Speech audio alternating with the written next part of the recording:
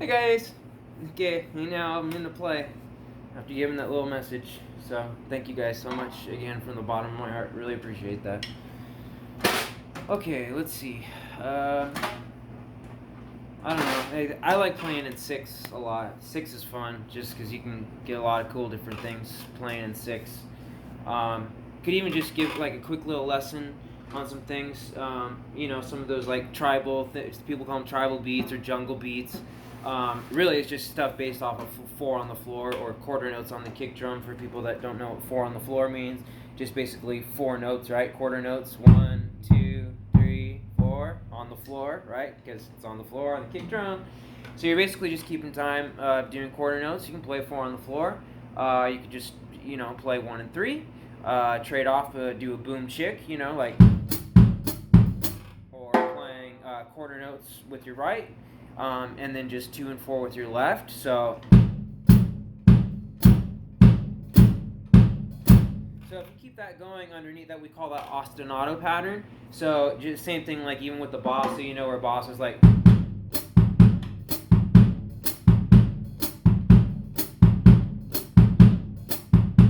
I was about to play the stick pattern for it, and I was like, oh, wait, I'm just trying to show the ostinato pattern for it. So just an example of what the ostinato underneath will keep for you and will keep that pulse consistent, and especially developing that independence. And boy, has that taken me a while, just because of my spinal issues, but I'm not trying to make excuses, just that it's taken me a while to get my independence and learn how to, rely on staying relaxed and using the weight of my legs and really good proper technique and more of tapping on using your toes, balls of your feet, so that I'm not wasting any extra energy or and I've heard a lot of people say don't bury the beater, but I've seen a ton of pros that do bury the beater, and because it does have certain dynamic principles that are useful. So if your technique is all based off of burying the beater, where you're like shoving the beater and keeping it against the head, that's burying the beater for those that don't know what burying the beater is. So it's basically, instead of letting the beater come back all the way and using a rebound, just like with your hands and your sticks, where see how the sticks, so you're doing kind of that and then letting the stick come all the way back up. And that's the benefit of using the Weckel grip too, because if you take your front finger away, because your fulcrum's here and you're playing the front of the stick, right? If you're playing like this, most of the time people are guiding the stick down like that. So if you play the back of the stick, you'll have more control, you'll be more relaxed, you'll have more range of motion. And then if you take your front finger away, then you can bring the stick completely parallel back to your arm. So if you're pinching in the front, you can only flick the stick back so far because you're pinching right here, right? Take that away, now all of a sudden you can flick the stick all the way this far back. So your fulcrum basically becomes in between those 2 points, okay? So anyway, just explaining how, that motion and the wrist and fingers will also help to conserve energy and help that technique and allow you to get the different height and velocity that you need to control the rebound for the different types of rudiments and strokes, especially with your doubles, stuff like that. So that's why we emphasize so much playing the back of the stick, not playing the front of the stick, not guiding the stick down, no hammer grip. We call this the hammer grip, like you're pounding a nail kind of thing. No, we call this the pointy finger.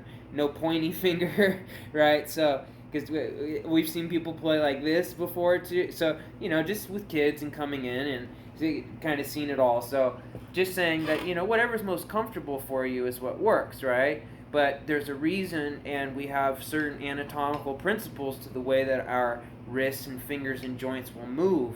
So you kind of have to figure out, well, when my hands are in this position, if I'm using French, if I'm using German, if I'm using all my fingers, if I'm taking my front finger away, then your grip's going to be different. It's going to sound a little different too, okay? So just giving an example of like a 4 on the floor, the jungly type of thing. Let's see.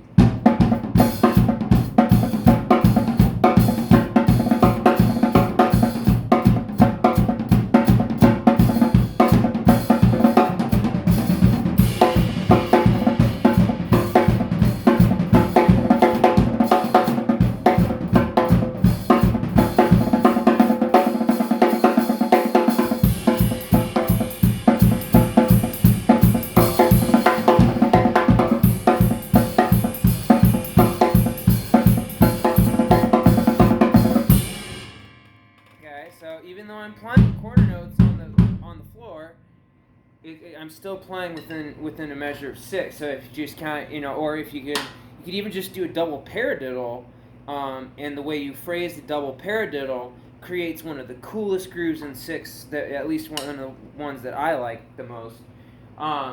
Where the groove, so you're just doing a double parradiddle, and then it turns into.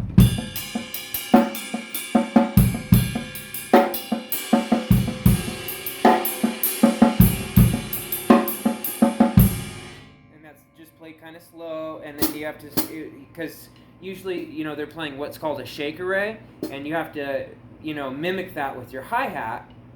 Well, then you're also playing the and ones, and then every 4 bars playing with that on the kick, in addition to keeping the shake array figure going while playing the double parradiddle. So when you put it all together, it's a little more difficult.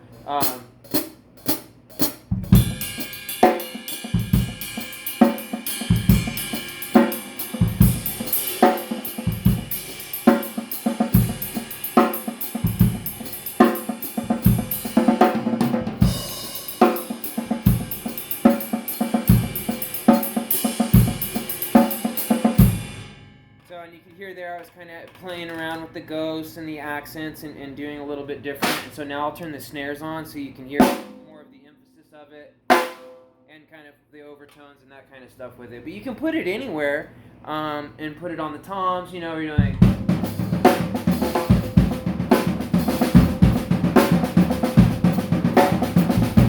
That's still just a double parradiddle. It's just all the way that you phrase it, unless it just.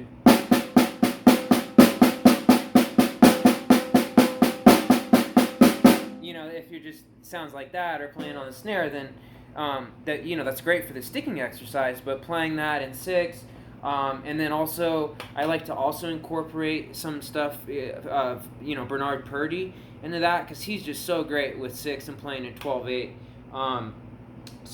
And you can think of counting 12/8 as either 1 and a 2 and a 3 and a 4. So if you want to count it in 4 as 1 and a 2 and a 3 and a 4 and a 1 and a 2 and a 3 and a 4 and a.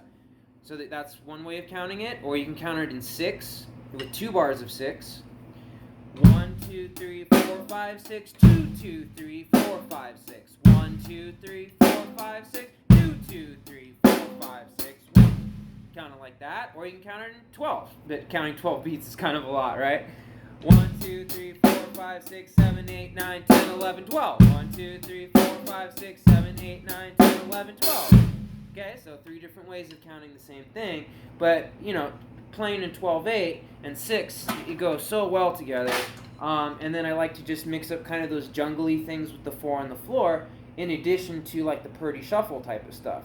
So just some ideas and, just ways that I kind of approach, like even when I'm doing a freestyle, I at least kind of think in that way. So at least I'm trying to play within the same metric. And then also too, I know the pulse shifts, and once we get excited, we're human, we breathe, we have emotion, right? We're not computers, we're not mechanical like a metronome. So, practicing to a metronome, super, super great. But also practicing without a metronome so you develop your own internal time is really important too. So we call that relative perfect time, because a metronome has perfect time, right? Because it's mechanical and computer. Since we're human, we breathe, we have emotion. We try to develop relative perfect time, because we can't have perfect time. Well, I guess there are some drummers that are so good and they practice with the metronome so much that they really do have perfect time. And the trick to that is, if you hear the click disappear into the background while you're playing, then you're playing right. Then you're playing right on beat, because if your notes are matching up exactly with that, and you can no longer hear that in the background, and you're not getting away or deviating, and you're not hearing the click sticking out, then that's how you know when you're playing right on time, okay? So if I put them all together, I don't know, let's see, try to do it on the spot, but...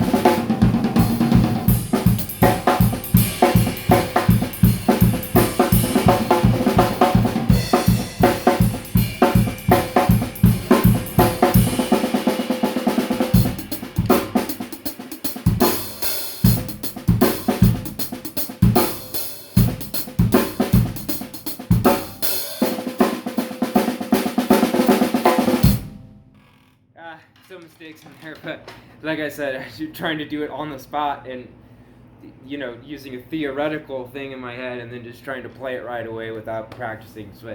But just to give a general idea of kind of how I approach it, and how you can still freestyle and have fun, you know, but as long as you're playing within, you know, that pulse and that metric, then, you know, the sky's the limit kind of thing. So, okay, guys, I gotta go. I gotta get ready and head to the academy. But thank you guys again so much for everything you've done with my channel and the comments and everything. I appreciate that so much. Thank you guys. And I love this community so much. And am so grateful for all of you and just the advice, the help, the motivation, the lessons, all of those different things. So, man, and I respect you guys so much. You guys are all phenomenal players and and great people too. So, super cool to see that. And thank you guys for coming by my small little channel. I know I'm a tiny little channel, but you know, I just, you know, I'm doing it more for fun and keeping track of ideas and just so, you know, I'm able to kind of look through the years of my progress or things that I've done and ways I might be able to improve. So that's why I post things with mistakes in them too, you know, because that way it's like, okay, well, that didn't work, you know, let's get rid of that. So, you know, it's also just, you know, different strokes for different folks, but I guess I have a little less shame with making mistakes because, you know, when you're just doing a random freestyle kind of thing, that tends to happen, and or when you're not doing covers and playing exact sections and parts and that kind of stuff that you've rehearsed, you know. So, all right, guys. Well, thank you so much again, and happy drumming, happy jamming. Love all you guys, and stay safe out there, and stay united, live united, and you know, love conquers all, not hate and divisiveness. You know, I don't know much, but I do know that. So, all right, guys. Take care. Have a good rest of your week, and I will see you on the next one. Happy drumming.